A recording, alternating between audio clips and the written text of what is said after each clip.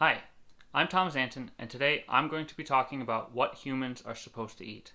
Now, a lot of people have been, wondering about what humans should eat, both from an evolutionary perspective, what they used to eat, and also from a nutrition perspective. So, we're going to talk a little bit about both to try to come up with some sort of answer that might at least get us closer to understanding what humans should eat.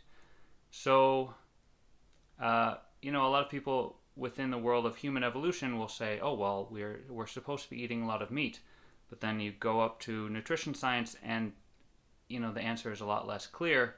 It doesn't seem like humans are meant to eat a lot of meat, at least for most people. Some people might be better adapted to it, but a lot of people aren't. So, so recently, a lot of people on the human evolution side of things have come up with an idea. Well, maybe humans are meant to eat a lot of root vegetables, like a lot of tubers. A lot of hunter-gatherers rely on tubers, and they would be easier to come by than meat. So they thought, well, maybe this is what humans are supposed to eat. But when you get back to the nutrition side of things, it's like, well, tubers are missing several key nutrients. And so how would you say, well, humans are supposed to eat a lot of tubers if tubers only, get some of the nutrients that we're supposed to be eating? But I think that we're kind of missing something here. Is that, we might not be understanding the actual context in which humans are supposed to be eating. So I've also, on the evolution side of things, I've heard a few people start to talk about the importance of fire to early humans and the importance of something called a burned habitat, which is a place where a wildfire was. So after a wildfire, it leaves this area that's relatively clear. It's easier to walk on. It's a little bit safer. Their predators are less likely to go in there for various reasons. So you can imagine that an animal like humans that is not afraid of fire might have benefited from burned habitats.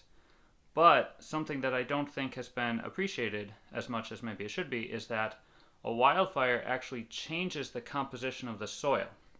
So when you think about burned habitats and root vegetables together, root vegetables are, they're from the roots, they absorb all the nutrients from the soil.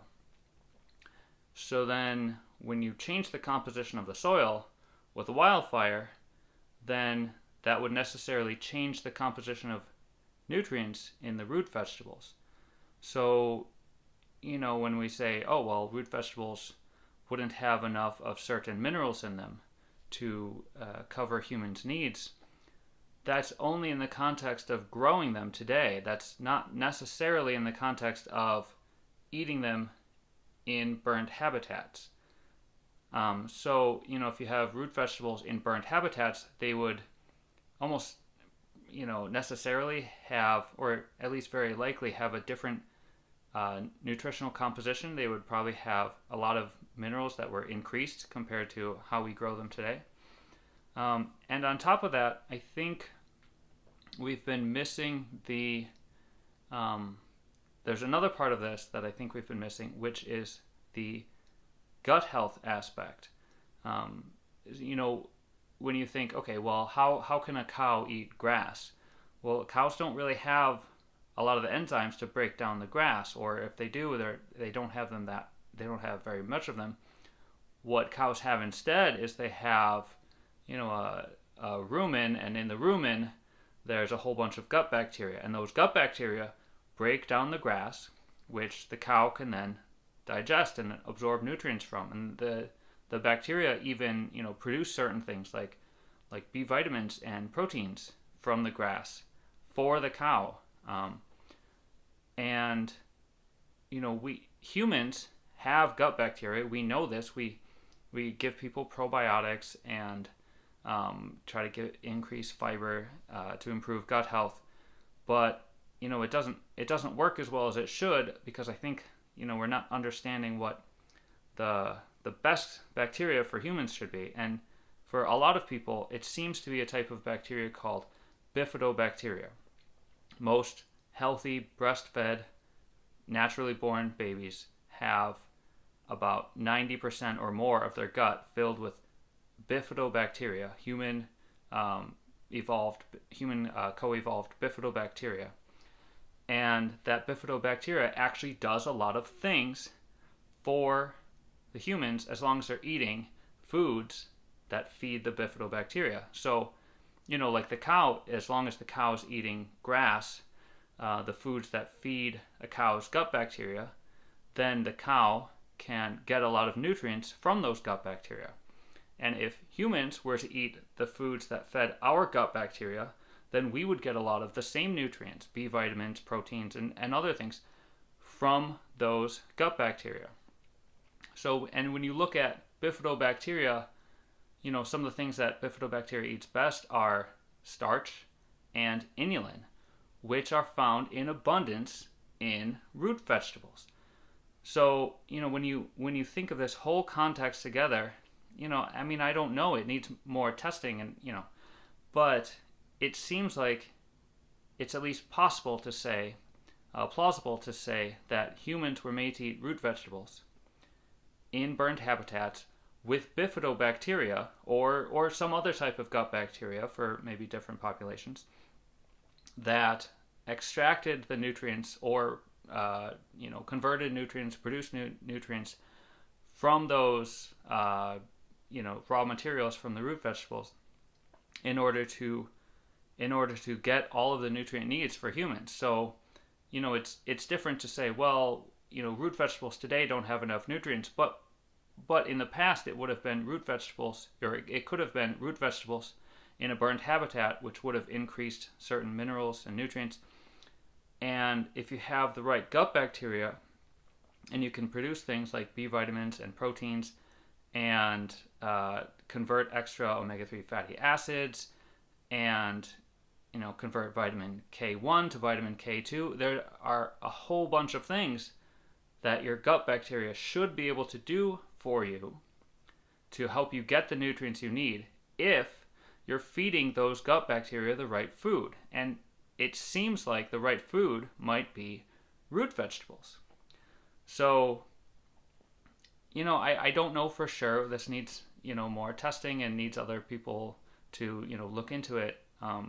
But it seems at least plausible that root vegetables in burned habitats with specific gut bacteria to break down the nutrients in those root vegetables, plus a few supplemental foods on the side, would have provided early humans with enough nutrients to, grow our big brains and take over the world and do all the things that humans have done. And importantly, the fact that we're no longer living in that context where, the soil is different than where we grow foods. The soil is different than what it would have been where we were originally foraging for foods. And we don't feed the same gut bacteria anymore, so our gut bacteria aren't producing those things the way that maybe they should. So that would help explain why now, when we're not in that context, why it's so hard for people to get enough nutrients. Things that people can hardly get on any diet, like iodine, or almost 2 billion people in the world are deficient in iron, and on down the line. There are so many nutrients that we don't feel like we can get adequately, and that doesn't really make sense. Like, why can't we get them despite these amazingly diverse diets? You can eat almost anything, and yet you can still be deficient in so many nutrients. And I think the reason is because we're like a fish out of water. We're just in the wrong context. So we can't get anything to work in order to get all the nutrients we need, simply because we're out of our natural environment, and we're not fostering the right environment in our guts. And put those things together, and you have a health crisis, or the health situation that we're all currently in together, where nutrition science is so confusing. People have no idea what to make of it. People will say they've tried everything to lose weight and nothing works. Um, so, you know, I think that this is a plausible solution, or at least something worth considering. The idea that we might be completely outside of the context in which humans evolved, and that might explain why we can't seem to figure out what humans are made to eat. So I will be going through all of these in much more detail, the benefits of root vegetables, benefits of burned habitats, the benefits of good gut bacteria, especially bifidobacteria, because that's what would apply to most people. I'll be going through all of those in different videos in the future, and I hope you'll join me for those. Just want to say thank you for watching, and be sure to like and subscribe for more videos like this. Thanks.